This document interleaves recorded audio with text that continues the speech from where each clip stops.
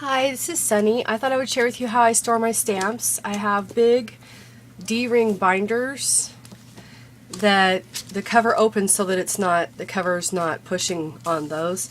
And I take all my stamps, some of these come with foam and they're cling stamps. I just make a pocket for each one using staples and cutting slits. So I figure out how big my stamp is. I cut a slit across on just the front part, and then I staple along the side and along the bottom of what will be the next pocket. And then I just keep my stamps in here, and I don't put what goes behind them. I sort of wing it. And I try to keep the stamps that I take off of blocks. I try to keep the foam, I try to keep the foam on when I take it off so that it will still be sticky, or I can add stick to it to stick it to my block to print with. You can't always do that, especially if they're really gooey or they're old. And the red rubber is the worst. The gray isn't so bad, but when I take off the red rubber and it's just the rubber, I tack the back with Eileen's, tack it over and over. Oh, yeah, this.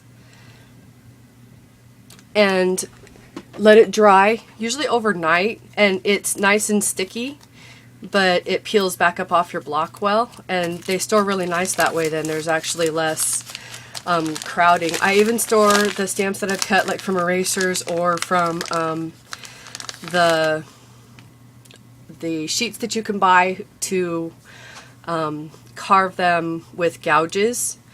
And I just store them in here too, and they kind of take up a little space, and sometimes they're kind of funky the way they fit in. But I find that it's easy to store them that way. And you know, this is from a block, and I think this are from erasers perhaps. And then my cling ones, they just stay on their sheet that shows what they are, and then just slide right in there. So that's how I store my stamps. I have 4 more binders this size, full like this, and I find it's very convenient, and it's easy to get them in and out when I want and not have to dig through drawers. Digging through the drawers got old, so this is how I chose to store them. And I just use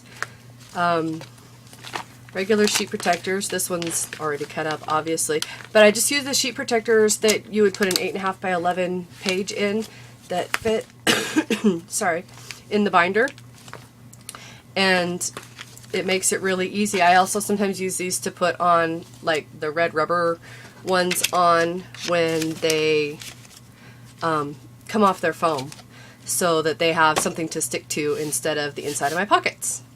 So there you go. That's how I store them. Bye.